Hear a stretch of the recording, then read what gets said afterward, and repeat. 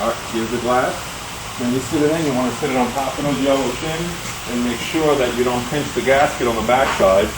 So you kind of slide it in from the front, turn it, and then we make sure that the gasket on the back side is not pinched between the glass.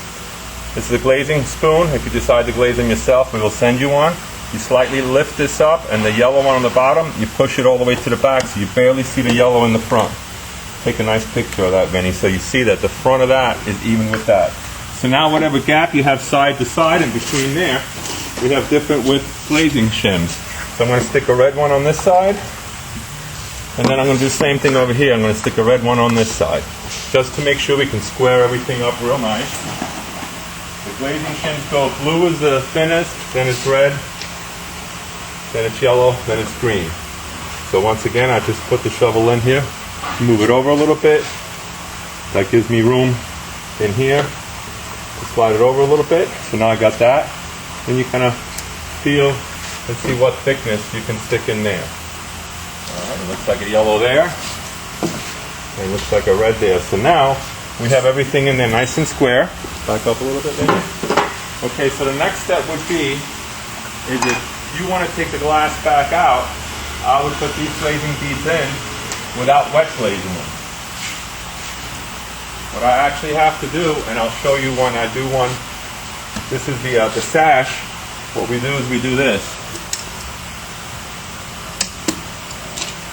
Okay, we put some wet glazing in there,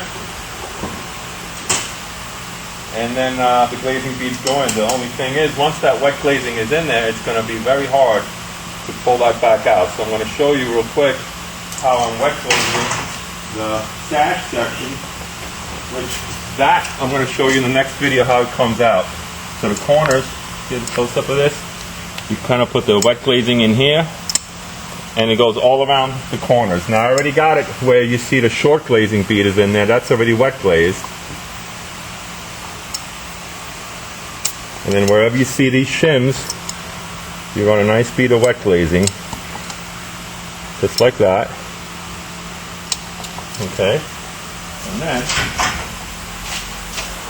as you notice, whenever you put the glazing beads in, you put the shortest one first because they're hard to bend, and then you put the longer one in. You stick the bottom in, you tap it down, you bow it out a little bit, and when you get it in, with a rubber mallet hammer,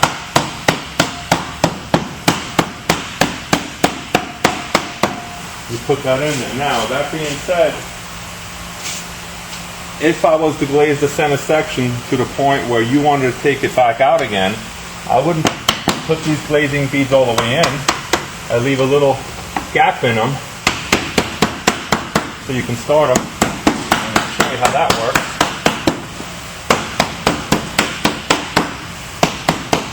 I would leave a little crease in there like this so that when you come and want to take the glazing bead out, over here, Benny, you already have the crease started that lets you take that glazing bead out. So I'm going to finish this one off. So the operating sashes, I'm going to show you how to take those out with the glass in it. So now, with the fixed piece of glass, I'm going to go ahead and snap these glazing beads in, but not all the way, because after I call you and if you tell me that you want me to finish glazing these, then I'm going to go ahead and squeeze the caulking in there. I would recommend, being that you're using the fasteners, that you don't need the access. Usually, when we don't use the clips that we're sending, the installation screws go from the inside through the frame. You're not using that. So the benefit is, if I glaze this and wet glaze this for you, you don't have to worry about pulling the glass out. Whenever you pull the glass out, turn around here, Vinny. The edges of the glass is really tough, but if you sit it down in the wrong spot or you touch an edge of a glass on a concrete corner, this glass will crack. Once it's in the frame, it's tough as nails from both sides, so I'm going to leave it up to you. I can wet glaze these 100% complete. This is one of your bigger windows. Then you can remove these two sashes, which I'm going to show you in the next video, which I think will make the window light enough for you to be able to install it, put all the clips on it, leave this glass in there so that the glass doesn't get cracked or whatever, and then hang these sashes back in there. So, as I said, here it is. I'm going to snap these in there just to kind of show you. Once again, I'm using the shorter ones.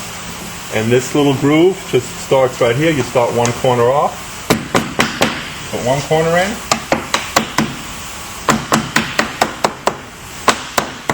Another corner.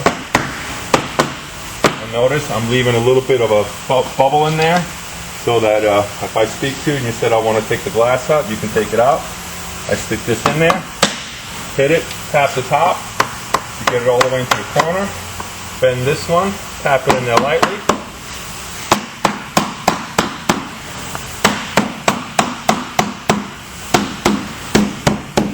I'll leave the crease in there, and then the other one. There we go. Put that in there. Tap it down.